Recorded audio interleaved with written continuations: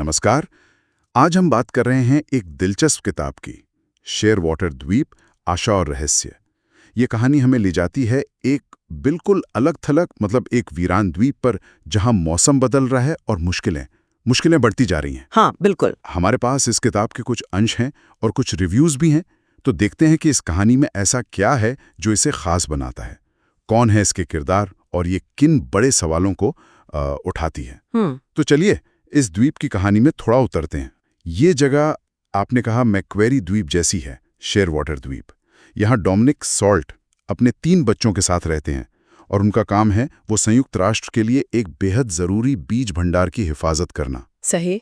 लेकिन ये सब हो रहा है एक ऐसी दुनिया में जो तेजी से बदल रही है, पिघल रही है। बिल्कुल, और माहौल बहुत अहम है इसमें। कहानी में असल मोड़ तब आता है जब एक जबरदस्त तूफान आता है और डोमिनिक की 16 साल की बेटी है फैन, वो एक लड़की रोविन, उसको समंदर से बचाती है। हाँ, रोविन का जहाज टूट गया है, लेकिन वो इस द्वीप पर क्यों आई है, ये एक बड़ा राज है। हाँ, और ये रोविन का रहस्य ही कहानी को एक, आप कह सकती हैं, थ्रिलर का अंदाज देता है।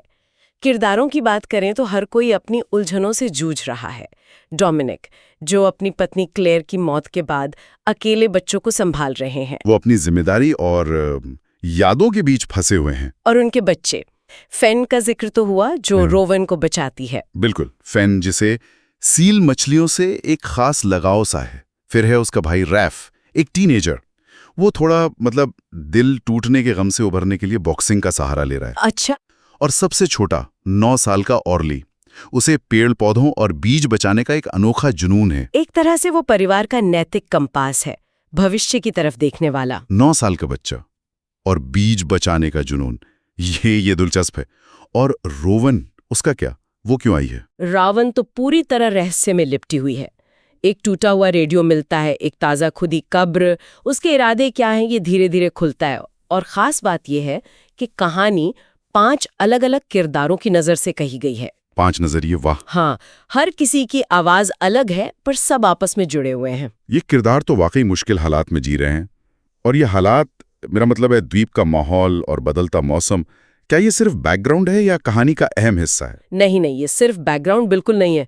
बढ़ता समंदर, पिघलती जमीन, भयानक तूफान, ये सब कहानी को आगे बढ़ाते हैं, किरदारों के फैसलों पर असर डालते हैं। इसे हम एक तरह का इको थ्रिलर कह सकते हैं, मतलब पर्यावरण के मुद्दों पर आधारित एक रोमांचक कहानी।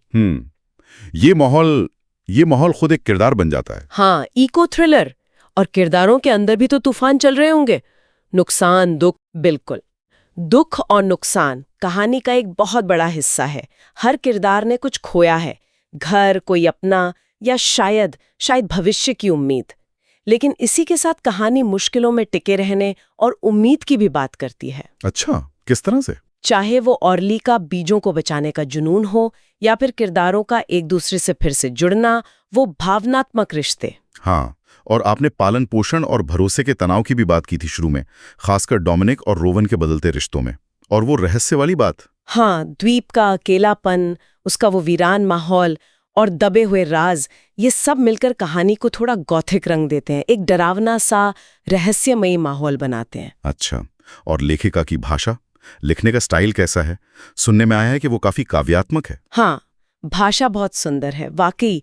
प्रकृति का वर्णन बहुत सजीव है और किरदारों की भावनाएं वो बहुत गहराई से महसूस होती हैं। ऑर्ली का बीज बैंक पर एक विचार है, वो बहुत असरदार है।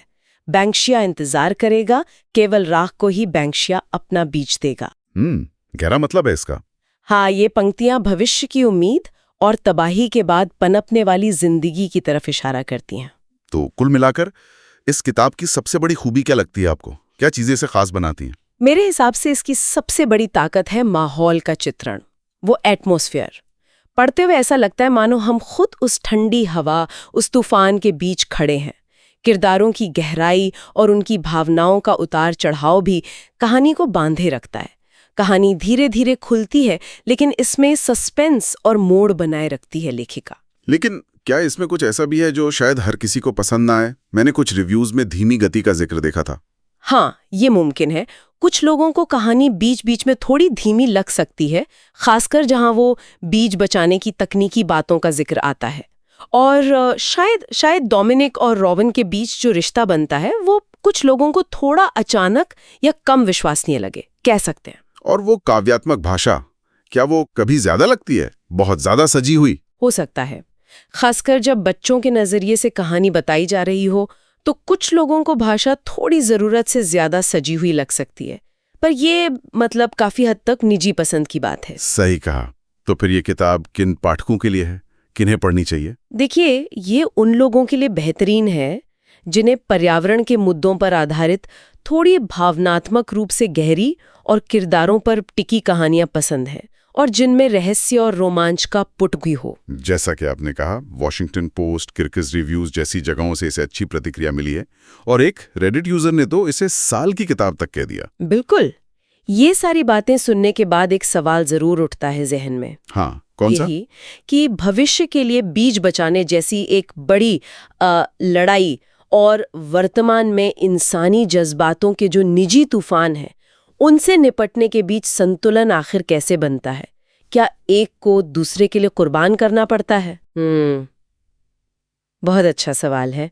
या शायद ये सोचना चाहिए कि ऐसी कहानियां बदलते पर्यावरण के साथ हमारे अपने रिश्ते पर कैसे रोशनी डालती हैं। ये कुछ सवाल हैं जिन पर सोचने के लिए ये किताब हमें छोड़ जाती है शायद।